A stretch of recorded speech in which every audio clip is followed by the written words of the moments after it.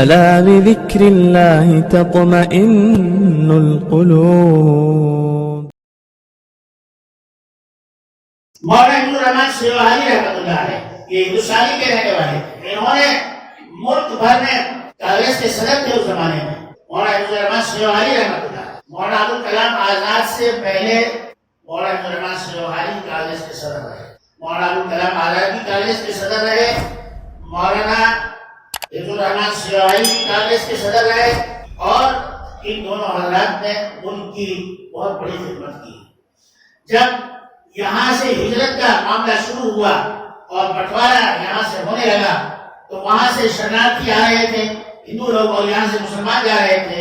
تو مولانا عبد الرحمن سیوہانی جگہ جگہ جا کر ہر شہر اور ہر قصبے میں کہہ رہے تھے میرے بھائیو تم وہاں مت جاؤ, تم یہیں رہو, تمہارا مستقبل یہاں بہت محفوظ ہے.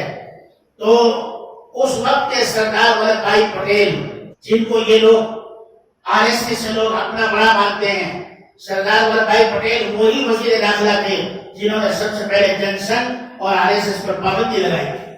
اور یہ لوگ کہتے ہیں کہ سردار ولبھ بھائی پٹیل ہمارے آدمی ہیں. تو سردار ولبھ بھائی پٹیل چونکہ مسلمانوں کے لیے ایک ذہن صاف نہیں رکھتے تھے, اس لیے انہوں نے مولانا عبد الرحمن سیوہانی کو بلایا اور کہا کہ مولانا جو یہاں سے مسلمان جا رہے دو, جتنے جا رہے جانے دو, کسی کو مت روکو.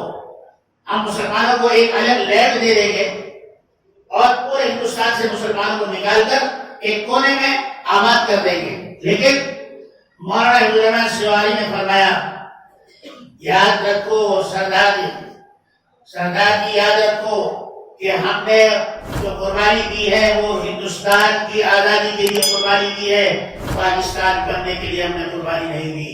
اور ہم سے جتنا ہوگا ہم ہندوستان میں مسلمانوں کو روکیں گے اور مسلمانوں کو آباد کریں گے. میرے بھائیوں, ہم اسی گلی کی خاک سے ہیں, یہی خاک اپنی ملائیں گے. ہم اسی گلی کی خاک سے ہیں, یہی خاک اپنی ملائیں گے. نہ برائے آپ کے آئے ہیں, نہ نکالے آپ کے جائیں گے.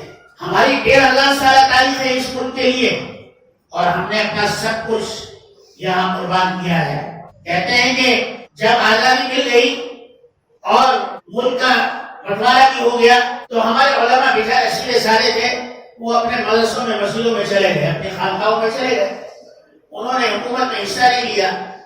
لیکن ہاں, جب ملک کا دستور بن رہا تھا تو وہاں نام لکھا جا رہا تھا حکومت ہند, دستور العمل حکومت ہند.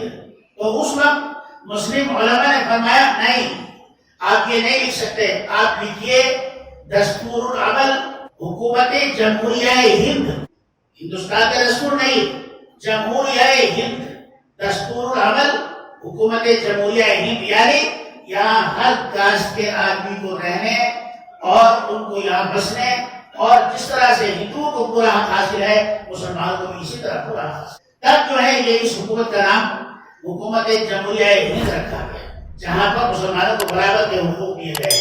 یہ داغ اجالا, یہ شب گزیدہ سحر, وہ انتظار تھا جس کا یہ وہ سحر تو نہیں ہے.